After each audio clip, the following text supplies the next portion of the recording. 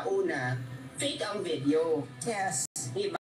And then, sabi niya, ang pagpalabas ng fake video na ito is an attempt to escape criminal prosecution.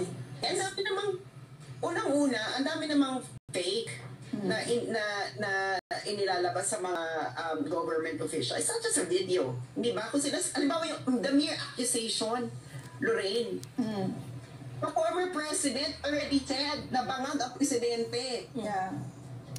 So what? So did President Duterte escape criminal jurisdiction? Eh kung criminal pala, kung fake pala yung accusation na yun, why don't you file a case against the former President Duterte?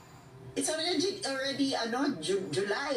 Hindi ba? Not a single Marcos, not a single Romualdez has ever denied that their relative is a coke user. Meron ba tayo narinig? Have we ever heard Senator Amy Marcos saying that her brother is not a coke user? Have we even ever heard the wife? Nagpa-interview na yung wife, diba? Kay Katony. Ang nireklamo lang niya si Vice President Sara Duterte parang ngumiti nung sinabi ni Duterte na bangag ang presidente. But have you ever heard her deny that her husband is a coke user? Ang tagal-tagal na anong petsa na hindi ba?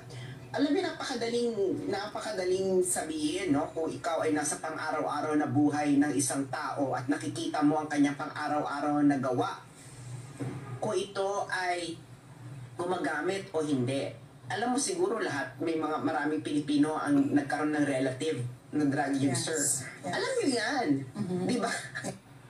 Why is there no Marcos? Oo, ako nga may alam eh. Yes. Not a single relative can ever tell the Filipino people Nagnakaw pa ng pera para lang sa drug.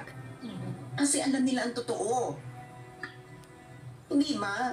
Now, protect the people. Protect the people. Diba? Senator Amy Marcos, I'm challenging you. Protect the people. Oh, yan, Amy. Sabi niya,